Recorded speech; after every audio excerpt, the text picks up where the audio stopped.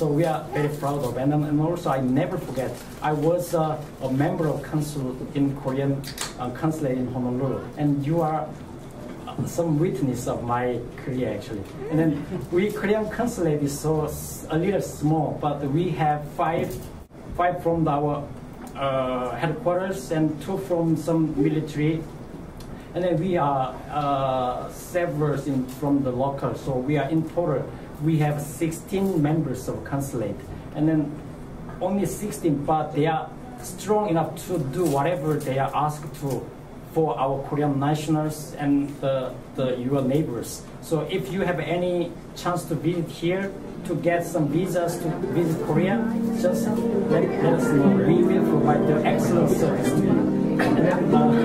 And then enjoy some refreshment there. Thank you, Dr. Ching. Yes, nice to meet you. It was good at the end of June when a lot of people waiting in a long queue to purchase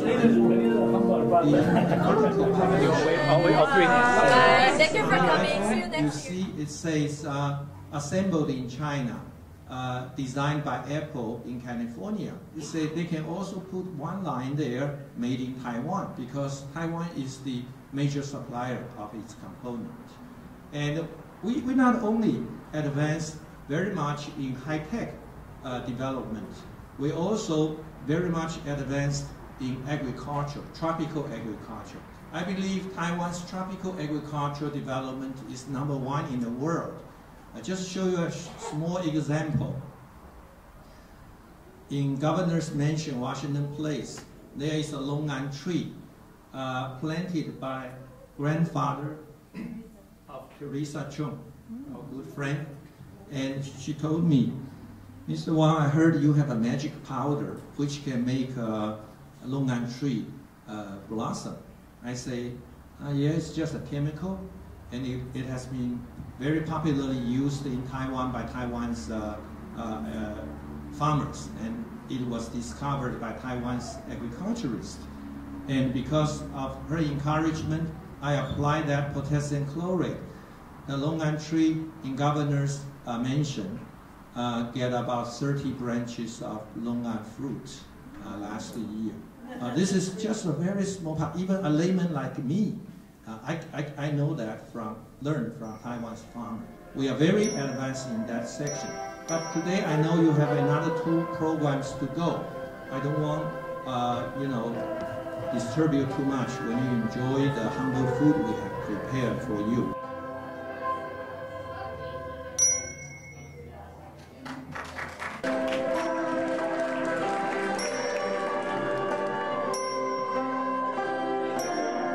This place, Dr. Sun Yat-sen Hall, because founder of the Republic of China in 1912 is Dr. Sun. And why Honolulu is so important to people in the Republic of China is because Dr. Sun Yat-sen has been educated here in Honolulu for 3 years, 4 months. And 3 years was in Yunani, 3 months was in then Oahu College, now Punahou. So sometimes you hear Punahou and the Yunanese people debate how much they influence Dr. Sun. And one day I heard a friend from Yunani say, rebutted back to Punahou alumni, say, yes, that 3 years he studied in our Punahou, laid the solid foundation of his English proficiency. It was that 3 months studying in Punahou, you made him a revolutionary.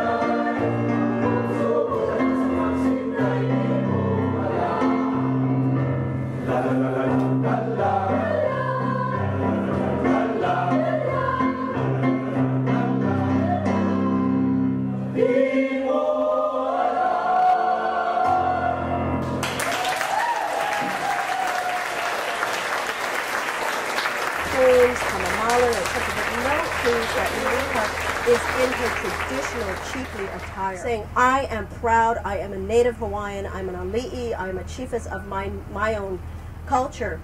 And, you know, I don't think she was at all anti-Christian, because she did not only gift, like I said, punaho to the missionaries who created the missionaries, but she defended the right of the Catholics to be here. That is her legacy. She defended the right of the Catholics to be here. And that is a very little known controversy. It's written up by Emmett Cahill in his last book called The Dark Decade. And it's kind of provocative in the sense that I don't think a lot of people were aware that there was any strife between any of the denominations here. But that's why perhaps you will see so many different temples, churches. You'll see much of the Catholic influence in LILIHA. And so when we think of the diversity of LILIHA, of its different cultures, and you think of it in that way, sometimes I say, wow, LILIHA, you may be gone now, but your legacy exists in the diversity of the religions that are reflected in LILIHA.